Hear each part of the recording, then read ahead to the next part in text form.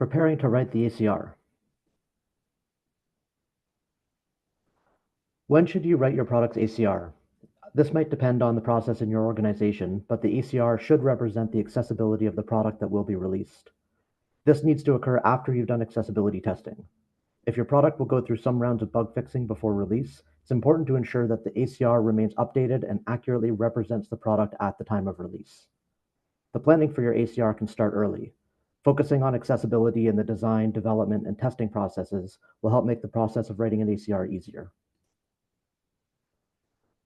The ACR should be written by people who are involved with the product development, who have access to the accessibility testing results, and who are familiar with accessibility. As someone who's worked with a lot of different ACRs, it can be easy to identify when one has been completed by someone who's unfamiliar with the accessibility criteria. The ACR is a technical document based on a product's test results and capabilities. It's not a marketing document. Determine what your product has. If your product has documentation, help centers, support services such as a contact form or live chat client, these must be evaluated and reported on as well. Consider the various aspects of your product that users will be able to access. Have you evaluated these parts of your product? Sometimes a product might contain third-party content, such as a social media widget or a third-party payment processor on the checkout page of an online marketplace. These situations can be approached in a few different ways, depending on how they're incorporated into your product. If it's integrated into your product and users can't determine if it's a separate product, then test the content and report it in your ACR. If the user can determine that it's a separate product, you can include this in the notes section of the report. You should also include a link to the Accessibility Conformance Report of that third-party product if it's available. Minimum required sections of an ACR. The VPAT lists out a series of required sections. This includes basic information for the product, including the name and version number, the date the ACR was completed, a description of the product, the contact information, and the evaluation methods that were used. The applicable standards and guidelines section must indicate which standards or guidelines are covered in the ACR. The terms section must include the definitions of the terms that are used in the ACR, such as supports, partially supports, etc. And the evaluation tables, such as the WCAG report, Section 508 report, and EN 301549 report, depending on which VPAT edition you're using. And then the additional optional sections of an ACR. Consider whether any of the optional parts of the ACR are appropriate for you to include, such as if you want to include your company branding in the header, or if you're amending an existing report, you might want to list the changes that were made and the date that it was last updated. If there are dependencies on other ACRs, they can be documented in the notes section, and you can add any legal disclaimers or information that your law team may want you to incorporate. The VPAT provides a number of different areas to add additional notes.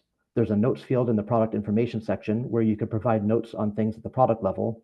There are notes fields before each conformance table, which can be used for information specific to that section of the report. And in the EU 508 and INT templates, there's a notes section at the start of each standard where you could add notes on specific information related to that standard. In the examples on this slide, we're showing the notes section in the product information section of the report, as well as an example of how the notes section can be used when a specific section of the 508 template was removed. The table for Chapter 4 hardware was removed, and the notes field for this section states, these criteria are all not applicable because the product is not hardware. Evaluation methods used. When people are reviewing your ACRs, they'll often look to the evaluation methods used section to get more information on how the testing was done. This can provide context to the information that's provided throughout the report. When the ACR is being reviewed as part of a procurement, it can provide the reader information that is important to their purchasing decision, such as how thorough the testing was, did the testing involve just automated tools or was there manual testing involved, details of any manual testing that was conducted, such as keyboard-only testing, was assistive technology included in the testing process, how was the testing scope defined, if the report includes the 508 standard, was the trusted tester process followed, if the report includes the EN 301549 standard, were the tests provided in the Annex C of the EN followed?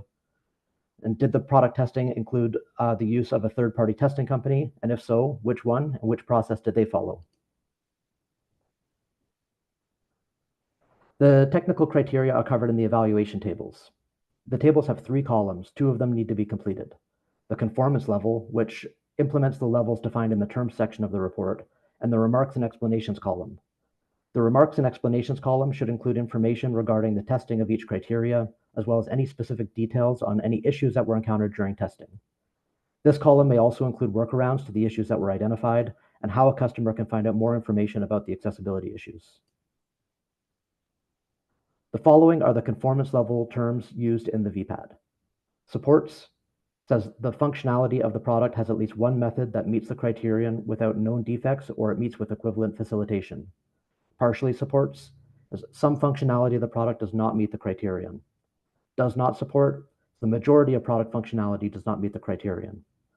Not applicable, the criterion is not relevant to the product. And not evaluated, the product has not been evaluated against the criterion. This can only be used in WCAG level AAA criteria. And some tips for making the file shorter. Sometimes ACRs can get quite lengthy once they're filled in, and there are reasonable ways to make it shorter even before you start filling it out.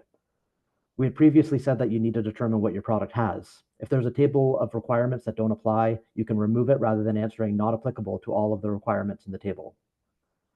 For example, if you're reporting on Section 508 conformance on a web-only product and the product has no hardware, you can remove the hardware table to shorten the report and then provide the simple note that says this section does not apply to the product as there are no hardware components.